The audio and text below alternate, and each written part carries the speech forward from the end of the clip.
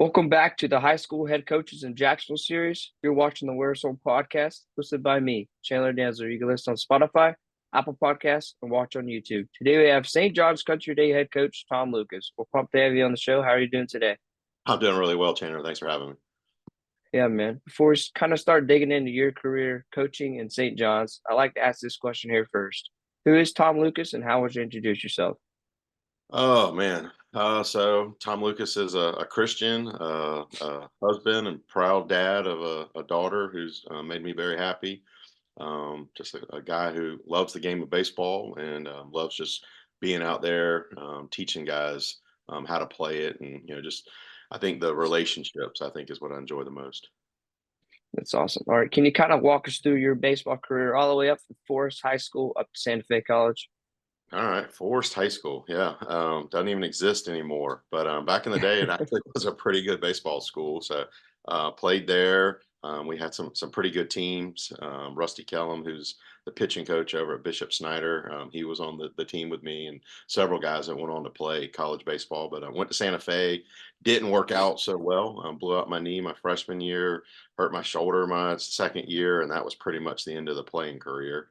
And then started a family, started some businesses when I was young, and had a daughter, and became a girl dad. So really was kind of out of the game, just kind of Yeah.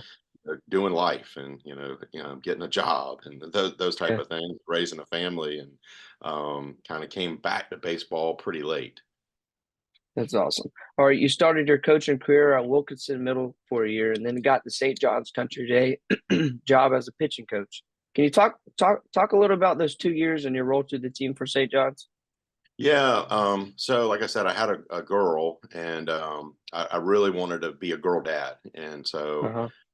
that was when she was in high school at St. John's, and they had found out that I had a pitching background, that I was kind of helping out at Wilkinson just as a volunteer. And they actually had a pretty good team with some guys. Luke Dill was their number one pitcher, who was committed to go play college baseball, and they didn't have anybody to work with him pitching wise. He Uh-huh. actually works with or he actually worked with Wasden, who's over at Trinity. Oh, And nice. so they asked me if I would, come on and be the pitching coach. And, so it'll kind of work out where my daughter's, now in high school and things like that. And so jumped in, kind of not really knowing what I was getting into. And Hmm. it went from 2 years of, being the pitching coach to then that coach who had been there for 20 something years was going to retire. And then they asked Hmm. me to take over the program. Yeah. All right. So after the 2 years, like you said, in 2014, you were named head coach. What was kind of your mindset taking over the team after being there for 2 years? Um, that it was going to be a big undertaking. That if I had to meet with the school.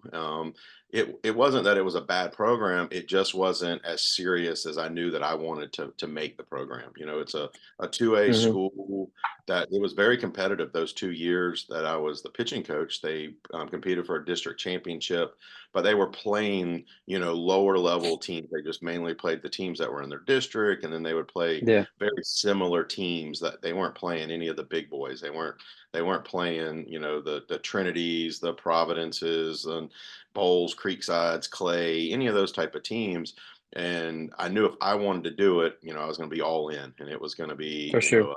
a big undertaking. And so I met with the school and just asked them, do you want it to kind of go how it's been going, or if I do this, it's going to be very similar to what the global soccer program has been. Yeah. Uh, we're going to be year-round workouts, and it's going to be a serious thing.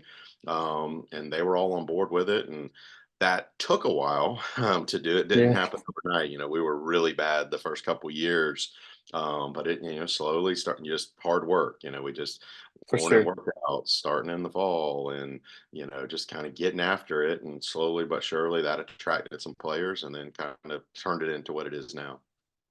For sure. That's awesome. All right. What was kind of the biggest challenge moving from assistant coach to head coach? Um, just well, a few things was one, getting a staff put together, staff that you could trust and help, that you can't do everything by yourself. Yeah. I think at first I was, trying to do a lot of things. So getting some guys around me that I really trust. And then it doesn't matter how hard you work. It doesn't matter how great a coach you are.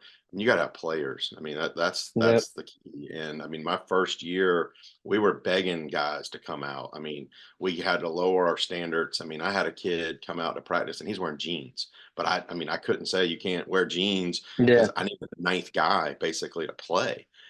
So we were kind of in that position. And so from there, it was trying to create a standard, of what we wanted St. John's baseball to be about, based Hmm. off of work. And then, getting players, and we kind of made a decision. We were really young. I didn't have a senior that first year that we had. Jeez. Yeah, that I was there. And so one of the benefits of being at St. John's and some of the other private schools is we get sixth graders, that are playing middle school baseball, but there's no rules that, I mean, they can play varsity baseball. Yeah. So I had a seventh grader named Jack Hodges, and he was as good as anybody I had. And I mean, so he Hmm. started as a seventh grader. Um, Nice. that opening kind of attracted other younger players to come because it wasn't like there was a huge talent, pool of ninth through 12th graders. So now seventh and eighth graders who were really good players said, hey, we can go over to St. John's. They're doing workouts all the time. They're doing it the right way as far as good coaching, and we got a shot to play varsity baseball. And that attracted Yeah. more younger players to come and follow after Jack Hodges. And so that we kind of just went young, basically, is let's go young. If we're going to be bad, we might as well be young and bad. And For sure. we kind of embraced that, and then we started playing everybody. Like we didn't care who we played. We were just going to play. We wanted our guys to see good baseball. So I think Mm. year three is when we kind of changed our schedule. We kind of tries to raise the level of our play. Unlike football, it's not like our guys are going to get hurt. If you're dominated and you're seeing 90, 95 and you can't hit it, you go home in, 3 or 5 innings basically. Yeah. Um, but we wanted them to see what good baseball looked like. And that's what we were aspiring to be. And so that's kind of, what we started doing. That's awesome. All right, you've been coaching at St. John's for 10 years now. In the previous 9 years, you guys have 4 district titles, 2 regional finals, and also state runner-up in 2021 and 2023. Tell us what that kind of means to you, seeing the success you've had as a head coach. Um, I mean, twofolds. I mean, one, it's been pretty cool to see. I mean, I remember when we started, and my assistant coach was Keith Daniel, who had coached a lot of travel baseball. He's now coaching with his son over at Bishop Kenny. We would play against some of these teams, and they would have a college commit, and, or 3 or 4, and we're like, man, it would just be awesome if we had a college guy. And then Yeah. to see turn in the last, 6 years where, like last year we graduated 11 players and all 11 went to play college baseball. Jeez. So see that kind of turnaround, you do take some joy and a little bit of pride in where the program's at, but at the same time you always kind of want to be looking forward and For sure. realizing that we still have some goals that we haven't been able to accomplish. We haven't been able to get over that ultimate hump of winning it all. But we still haven't. I don't know if we've ever played a perfect game. So we're constantly every Hmm. day, talking in practice about competing to be perfect and getting the simple things done very well. So it's kind of baseball just kind of always keeps you in check. Or just when you think you've arrived and man, you're on top of the mountain, then all of a sudden you have a bad day and lose a For game that you sure. could have won and things like that. So it kind of has a way of keeping you in check. Definitely. All right. In the 2021 season, you guys went 24-7, falling short of the state championship 5-3. Can you talk a little bit about that year and the team you had? Yeah, so that was a really special year. That year we had Connor Moore, at shortstop, Luke Shanahan, James Oman, who's now at UNF. Then we had a junior class that featured the likes of Brad Hodges, Jordan Taylor, and Finn Howe, and those three had kind of been our core guys. They all came Hmm. as middle schoolers over to St. John's, and so to me they were part of that establishing a culture and building where we're at right now. It kind of goes back to those three guys. And we had a really good season. We had gotten over the hump. Hmm. North Florida Christian had kind of owned us. As we were kind of Yeah. young. It seemed like we'd always match up with them in the playoffs. Whether it was in the first, second, or in the regional final, and they were just stacked. I mean, we just. It was truly a David and Goliath, and they had kind of owned us. I think it run ruled us the year before, and so we got over that hump, beat them.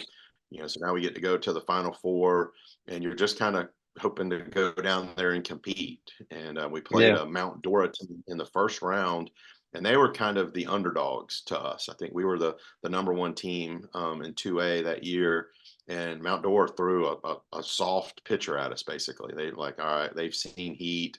We're going to go soft, and we played a really bad game. Like we should have lost the game, Hmm. but we made a few plays, and then Connor Moore actually hit a home run out of that minor league stadium that kind of gave us the Jeez. victory. And Finn Howe pitched an absolute gem. Yeah, and so then you get to a state championship game, and it was going really well. We actually had the lead. We kind of thought, if we can get to 3, we've got Brad Hodges on the mound. Virginia lefty commit, up to 90 miles an hour. I like our chances. And we made a couple bad errors. And you play good Hmm. teams and big games, and you give them, 5 outs in an inning. Things are going to happen. And then they ran into a ball. The wind was blowing like 25 miles an hour out to left field. They ran Jeez. into a couple balls and hit a couple home runs out of the stadium, and you kind of look and you lost and got upset, and Yeah. uh, so it was tough, but we were still hungry. We knew we had a lot of good guys coming back the following Hmm. year, and felt like we would have several chances. That was also the year after the COVID year, and that 2020 season, where we got cut short on COVID, we finished number 1 in all classifications. I mean, that and 2A was kind of down, so Yeah. sometimes a little luck plays into it. Kind of who do you match up with? And 2A was a little down that year, and we really thought we had a really good chance to get to the Final Four. And if you get to the Final Four, you never know what can happen. For sure, for sure. You talked about that next season. In 2022, you guys were the runner-up in one of the biggest tournament in high school baseball, the USA NHSI. Can you talk about that environment in Cary, North Carolina, and kind of the tournament USA host? Yeah, so 2022, we're coming back off of losing that 21 state championship, and we stacked up our schedule as about as tough as we could stack it up. Um, that coincided with Trinity going from 3A down to 2A, Hmm. because all the numbers kind of got messed up with COVID and things like that. So Yeah. now we think we have a really dominant team, but we know we've got a powerhouse. You know, every year, that team is going to be competing to go to states, and now they're in our district, and they're not just in our region; For sure. they're in our district. And I think we had already scheduled to play them in the regular season. Um, Hmm. so I had stacked our schedule really tough. Like we were going to play a who's who. We went to LaGrange, where we played Buford, Georgia. They had Dylan Lesko, who was a first round draft pick. So we went to that tournament, got to the state or to the championship game, and then we got the invite to go to Cary, which we'd had the year before, um, or we actually had it in 20 and 21, but they didn't have it basically because of the COVID situations Yeah. and stuff like that. So now we're going to get to go to that tournament, and you start reading the who's list of who's going to that. And we think we're pretty good. Um, Yeah. but we matched up with a team out of California in the first round, and they had a kid who was 95, 96 on them. Jeez. And as we left as a staff, I think we just want to win a game. If we could just win one game, if we go 1-3, we don't want to go 0-4. There's no way they'll invite us back if we go Yeah. 0-4. It's kind of what we were thinking. Um, and we hit. I mean, we got up there and things started clicking, and we just hit. And we won that first game, and then we drew Don Bosco Prep, and they had a couple of Virginia commits, but they had an injury, and they were kind of down some pitching. And we go out there and we run rule them in the second game. Finn Howe pitches another masterpiece, and so now we're sitting there. We're in the Final Four, and we drew Huntington Beach, who had won it multiple Yeah. times. It was just a national power, and we're getting thin on pitching, and so we go to Jacob Thomas, who was a 10th grader at the time, but he was really, and he pitched an absolute gem. He him and Trevor Bradley combined, I think, to throw a shutout. We won that game 1-0. So next thing you know, Jeez. we're in the championship game, and Yeah. we're looking at Stoneman Douglas, and it was the start of the buzzsaw of Stoneman Douglas. They had come to that tournament and run ruled everybody they had played, including Orange Lutheran, who was the defending champs. I mean, they had just absolutely, announced their presence with authority, and we got them Yeah. in the championship game, and we are slap out of pitching. We don't have much pitching. We've got a young Isaiah Maiamea who's pretty good, but he's young, and we know they can hit velo. And so we kind of went out there and tried to, smoke and mirrors, and we're going to switch pitchers every, inning or 2 innings. And we stayed in the game. We had a bad first inning, but we got a chance. And I think we ended up losing that game 5-3. And had a couple bad luck things happen. Kyle Bolston got thrown out at the plate on a pass ball that kind of ricocheted off the padding and came all the way, 40 feet back to home Hmm. plate and got Kyle out. So a couple breaks here or there, and we're in that game, maybe winning it. So we tested them, and they had 2 Florida commits. I mean, to go in the championship game. That's how deep they were. So, but just Jeez. being there, you got 16 of the top programs in the country, Yep. 16 of the top coaching staffs in the country. A lot of the stuff happens at the same hotel, and so all the players are hanging out, all the coaches are hanging out, just being there and talking to the coaching staffs and just comparing notes. Everybody, baseball is just an open community where they share a lot of information, and it was just Yeah. awesome experience to be around that collection of talent and that both players and coaches, and just kind of see how do you do things in California? How do you do it in New Jersey versus how do we do it in Florida and things like that. So it was just an awesome experience, and very fortunate to get the invite to go back this year. That's awesome. All right. Thank you to the sponsor of this series, For Him Glove Company, a company that started back in 2021. They offer up to fully custom gloves for baseball, fast pitch softball, and slow pitch softball. They offer 9.5-inch to 15-inch gloves. They also offer 20 different colorways and design patterns, as well as trainer gloves, pancake gloves, first base gloves, infield outfield gloves, as well as catcher gloves. The leather options are cowhide, American kip, and Japanese kip. They also offer keychains and koozies and more things coming soon. Make sure you guys check out forhimglovecompany.com for some good affordable prices. Right, this season, as of today, you guys are 9-2. Tell us a little about this season, how it's going, and that talented 2024 class you have. Yeah, so we've got a really good group again. I think we've got 9 or 10 commits. We're going to graduate 9 or 10 seniors. So we've got a very talented group of guys. We've been battling some injuries. Our number one arm going into the year was going to be Skylar Sanford, a commit to Florida, who's a draft prospect, and he's just battled, some nagging, muscle injuries, and so he's just starting to do a return to throw now. So we've only got 2 innings out of him in the first 11 games. So Jeez, we've had to lean. Yeah, so that's a tough one to for sure. battle, especially with the schedule that we play. But we've had other guys step up. We haven't played great, I would say. We haven't, Hmm. we're not there yet, which is okay. You'd rather peak in May, and the guys realize that we've got to get a little bit better. We've seen glimpses of it. But we're really talented. Lineup wise, I really like our lineup. We got Kyle Boylston that leading off, committed to FAU, a dual sport athlete, and Cody Denault, a lefty bat that hit almost 500 last year. Colt Myers, a Florida commit. Then George Gilson, a Flagler commit, who's really stepped up this year. Then we got Seth Alford, a UNF commit, hitting in the 5-hole. And then we got Hunter Rogers and Nick Bowden kind of going back to back, kind of flipping 6 and 7-hole. And those are 2 lefty bats. And in our park, that it's, lefties can be very dangerous in our park, just how For shallow sure. right field is. And then we've got, a couple guys, Colin Briggs, Preston Cole, very athletic, that have kind of stepped up and competed at the plate.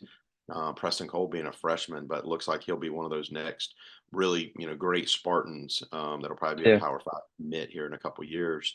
So lineup wise, that we think we need to kind of compete there, that we need to hit to make up maybe for some deficiencies in our pitching staff. But Jack Insell and Austin Stratman have kind of been our 1-2. Jack Insell's a senior committed to Barry. He's been dominant.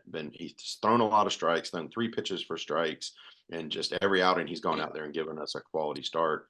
And Austin Stratman's a lefty junior that's committed to UNF. He's had some really big outings. He's pitched against North Florida Christian. He's pitched against Buchholz. He pitched against IMG. And so he's Jeez, really taken that next step, and had some really good outings for us. for sure. All right, before the season started, what were kind of your main goals for the team?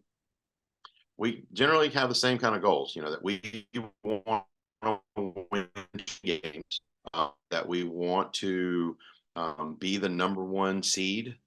And going into districts, we want to win a district title, then we want to host throughout the region. If we can be the number 1 seed in our region and host, we feel like that gives us a big advantage when teams have to come to our park. When guys show up, they seem to complain a little bit about coming to our park, and that kind of gives us an advantage. And then we want to win a regional championship, so we can make it to the Final Four. And then the ultimate goal, we want to win the state championship. That's kind of the what we check off is what we're trying to achieve. That's what our seniors set out as far as the goals that they wanted to happen this year. Yeah, for sure. All right, what do you think the biggest challenge of coaching high school baseball is? Man, a lot has changed, with the whole travel ball showcase baseball, the way that that's kind of evolved, baseball becoming a year-round sport. So then you've got such an increase in arm injuries. Kids are just wired a little bit different, just the way that Mm-hmm. you guys multitask and the way you guys can do things, and with technology, there's baseball's, I like to say that I'm kind of an old school coach with a new school coach, that I really try to Mm-hmm. embrace. We have the Rapsodo, that we used to stress, especially in high school baseball, just getting on top and trying to pepper ground balls, because Yeah. we kind of work on, a lot more line drives and getting the ball in the air in certain situations and things like that. So we embrace that. And spin rate, we've kind of embraced a little bit of that, and pitching up in the zone where we only used to pound, down, Mm-hmm. fastballs, forcing fastballs. But, now we kind of, have learned that maybe that fastball up in the zone, you're going to either get pop flies or a lot of guys swinging underneath it. So the changes in the game, to me, as a head coach, I've tried to just, I'm 51 years old, but just embrace that I don't know it all and that I need to learn. And so that's been a tough part of it. But to me, the things that don't change is the athletes, the competition level, the guys wanting to compete every single day.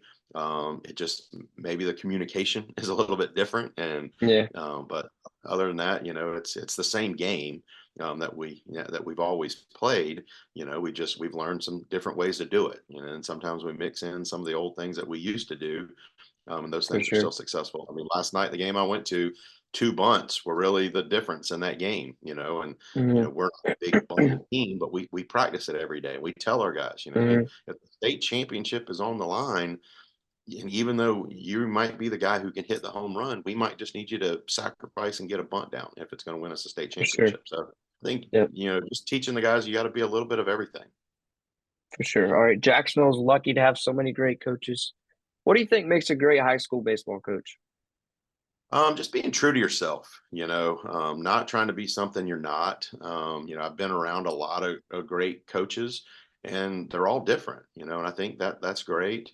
I think you got to be a great communicator. I think that's something I learned very, early in my coaching career. Sometimes when I didn't think the team was getting it, and I would kind of blame the players, some Mm-hmm. guys, good coaches that are around, I just wasn't communicating it in the right way. And then sometimes we've got to realize that certain players, they respond or they hear things differently. Some guys, you can just say it. Some things, sometimes with players, you got to show them how to do it. So I think that's been a big part of it. It's great coaches are generally great communicators. And then to me, there's 2 types of coaches.